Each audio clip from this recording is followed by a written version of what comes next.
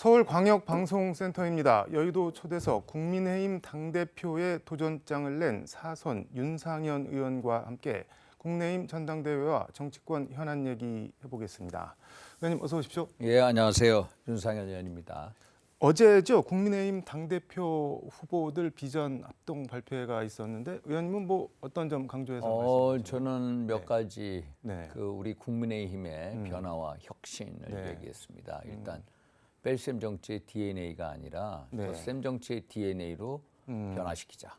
또 우리 국민의힘이 이익 집단이 아닌 네. 좀 자유민주주의 우파 이념에 충실한 정당으로 변모시키자. 또 우리 당을 완전한 서비스 정당으로 만들자. 서비스 정당? 서비스. 뭐 예를 들면은 뭐 24시간 불이 꺼지지 않는 중앙당 민원국이라든지 국민의힘 신고센터를 만들어서 일일이 같이 신고를 할 수 있게 한다든지. 네. 네. 또 하나는 당원이 진짜 주인이 되는 정당을 만들자. 그래서 당원들, 책임 당원들의 의사에 의해서 당협위원장의 지위를 박탈하는 거예요. 예를 들면은 네. 책임 당원들이 30~40%가 연명을 하면은 네. 그 책임 당원을 바꿀 수 있는 권리를 주는 거예요. 이걸 당원 소환제라고 합니다. 지금 없나요? 당원 아직 소환제? 없습니다. 그래서 당협위원장이나 국회의원들에 대한 당원 소환제를 하자. 네. 그래서 그러면 국회의원들에 대해서도 당원 국회의원들이 이제 당협위원장 직위를 가지고 있으니까 소환. 네. 아까 의원직 소환은 의원직 아니고 소환은 아니고 국회의원이 가지고 있는 당협위원장 직위를 박탈할 수 있는 권리를 주자. 그러니까 사실상 다음 총선에 잘 못하면은 못 나오게 하는 거예요. 당원들의 힘을 오히려 네. 이 보강시키는 그런 거. 예를 들면은 또 대표 직속하에 네. 신문고 제도를 만들자. 당협이나 중앙당에 비사실이 있으면 거기에 신고하도록 하자. 사실 당협에 비사실이 많습니다. 근데 당협의 비사실을 가장 잘 아는 거는 네. 그 당의 당원들입니다. 그러니까 당원들이 신문고 지금 신문고도 없나요? 없습니다.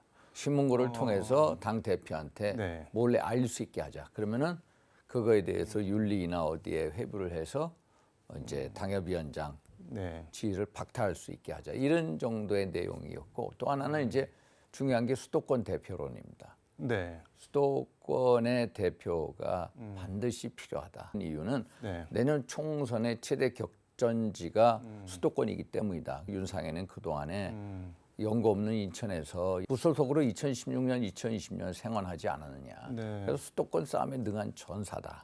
최고의 전략가다. 최고의 전사다. 그래서 저를 지지해달라. 뭐 이런 얘기를 했습니다.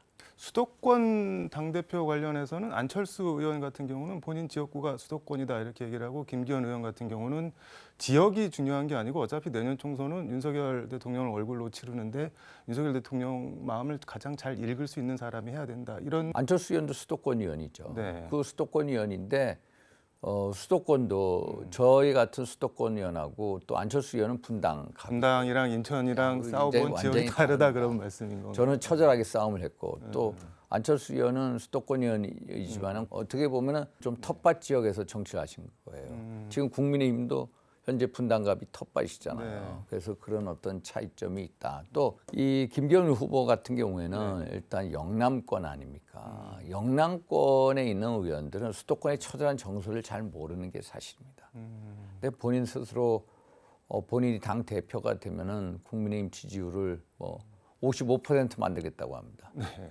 대통령 지지율 60% 만들겠다. 그러면은 수도권에 나와도 충분히 당선되거든요. 그래서 수도권 강북에 나와가지고 한번 선거를 진두지휘해라. 울산에 울산에 말고. 계시지 말고 과거 정몽준 의원이 울산에서 서울에 와가지고 싸웠거든요. 동작을 해서. 네. 그런 식으로 한번 그런 결기를 보여달라. 이런 말씀을 제가 드리고 있습니다. 오늘 내일 당대표 컷오프 여론조사를 하는데 어떻게 자신 있으신가요? 통과? 모든 건 진인사 대천명인데요. 누가 4강에 올라갈 거냐. 그러면은 사실 대통령도 법조인이잖아요. 네. 김기현 의원도 법조인, 천하람도 법조인, 네. 또 우리 황교안도 법조인. 지금 법조인이 너무 많습니다. 그러면 적어도 4강 안에는 이제 저같이 외교안보통이라든지 이런 사람이 들어가야 서로 전당대회 흥행도 되고 해서 전략적 선택을 할 거다. 저는 우리 당원분들을 믿습니다. 어제 나경원 전 의원이 김기현 후보 지지를 사실상 지지를 선언했는데 김기현 네. 의원이 거의 삼고초려를 했는데 이게 뭐 일각에서는 주저앉힐 때는 언제고 무슨 학폭 가해자가 합의서 뭐 써달라고 찾아다니는 것 같다 뭐 그런 얘기도 나오고 그러는데 맞습니다. 이제 일단 지지 선언은 아닌 것 같아요. 제가 보기에는 네. 아전 인식적으로 김기현 측에서 함께 하겠다 그러면 함께 지지 하겠다. 선언 그런데 이제 뭐 네. 많은 부분에 대해서 인식을 공유했다고 그러거든요. 누구나 다 인식을 공유합니다. 저도 인식을 공유하고 인식의 공유의 지점이 뭐냐? 윤석열 정부의 성공과 총선 승리거든요. 네. 그래서 이거는 다 인식을 공유하는데 사실 네. 김기현 의원 같은 경우에는 솔직히 초선 의원들이 50명이 연판장 돌리지 않았습니까? 네.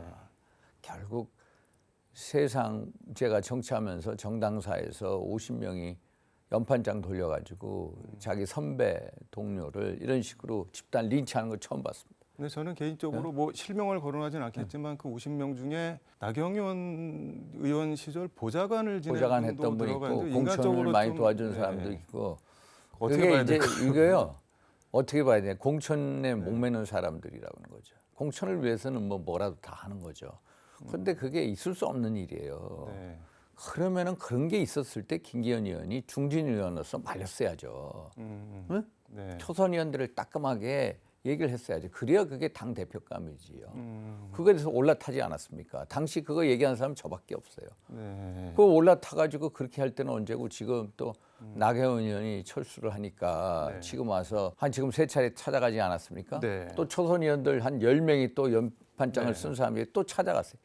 아 이게 뭡니까? 솔직히 병 주고 약 주고 나경원 의원도 자기 배알이 있겠죠. 그것을 어떻게 지지선을 할 수가 있습니까?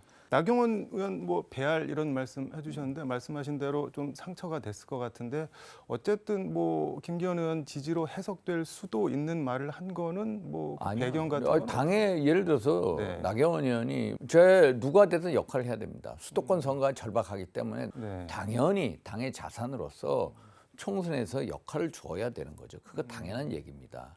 또 당이 깨질 걸 우려했다? 네. 지금 당이 깨지는 거 우려하고 있잖아요. 저도 그걸 우려해요. 네. 지금 웬만하면 사람들 갖다 놓고 반윤 딱지 붙이지 않습니까? 안 그렇습니까? 이게 그래서 일반적인 어떤 인식에 대해서 나경원 의원이 얘기를 한 거지 본인이 김기현 후보를 손들어 준 건 아니다. 만약에 손들어 줬으면 어제 그 둘이 서 있는 장면 봤습니까? 그 약간 얼굴 표정이 얼굴 표정이요 서로 흔쾌하지 않아요. 어디 도살장에 끌려 나온 뭐 같이 그냥 딱 굳은 표정이에요. 그래서 아니 그렇게 싫으면 안 나가시면 되는 거 아닌가요 그 자리에? 밥 근데 먹으러? 나경원 의원은 네. 뭐 여러 가지 또 주류측에 압박이 있으니까 그렇게 했겠죠. 지금 뭐 당이 깨진다 뭐 이런 말씀을 해주셨는데 지금 김기현 후보 후원회장 맡았던 뭐 어제부로 그만둔다고 하기는 예. 했는데 신평 변호사가 만약에 김기현 의원이 당 대표 안 되면은 대통령이 탈당할 수도 있고 정계 개편이 있을 수도 있다는 주장을 계속 하는데 이게 가능성이 있는 얘기인가요? 가능성이 충분히 있습니다. 아 있나요? 저는 네. 충분히 저는 가능성에 대해서 네. 정말로 결국 최근에 네. 대통령실과 안철수 후보 측하고 여러 얘기 오가는 거 보면은 정말 우려하는 지점이 많습니다. 어떤 점들이요? 이게 지금 보십시오. 네. 일단 우리 네. 유승민, 이준석, 나경원, 안철수 계속 반윤 딱지를 붙이잖아요. 이 반윤 딱지를 붙이면은 정말로 반윤의 행동을 하게 됩니다. 그게 정치권의 생리예요. 그런데 지금 신평 변호사 얘기는 아주 노골적인 얘기입니다. 네. 만약에 안철수가 되면은 뭐 탈당하고 정계 개편이 있을 수가 있다. 그것도 네. 하나의 충분한 시나리오여서 가능합니다. 그 정도로 대통령실과 안철수 후보하고의 어떤 네. 불신의 골이 깊다는 거거든요. 근데 그래서 두 분들이 어떻게 보면 공동 창업자인데 정권에 공동 창업자인데도 현재 왜 이렇게 됐을까요? 그러면? 그 사실 제가 그걸 막으려고 네. 제가 전당대회에 나가는 겁니다. 불신의 골을 메꿔보려고. 그 어떤 의미인가요? 그 사실 네. 우리 두 분 후보도 제가 처음 만남을 중재를 했거든요. 네. 만남을 중재를 하고 후보 단일화 촉구하는 메시지를 제가 처음으로 내고 결국 후보 단일화를 했습니다만 후보 단일화 과정에서 네. 여러 가지 이제 좀 좀 납득하기 어려운 네. 이런 지점들이 많았습니다. 음. 그리고 또 인수위 과정에서 그랬고 그게 네. 이제 아마 불신의 골이 깊어진 것 같아요. 그래서 사실 안철수 후보 입장에서도 지금 네. 당권에 뛰어들 타이밍을 좀 잘못 재지 않았나 이런 생각도 듭니다. 왜냐하면 과거 역사를 보면은 네. 박근혜 대통령하고 김무성 대표가 네. 2016년도 음. 공천한 거 보세요. 이 옥새 나르샤 파동도 있고 결국 네. 공천 가지고 싸우지 않았습니까? 결국 이 모든 거의 중심에는 공천이 내년 총선에서 누가 공천할 거냐의 문제로 가는데 네. 결국 이 대권 후보형 대표는 결국 대통령하고 각을 세울 수밖에 없거든요. 네. 어? 자기 정치를 해야 되기 때문에 충돌 지점이 많을 수밖에 없습니다. 그래서 그런 걸 염려해서 심평 변호사가 그런 이제 얘기를 한 것 같은데 네. 참 그런 일이 있어서는 안 되죠. 그래서 제가 뛰어든 겁니다, 사실.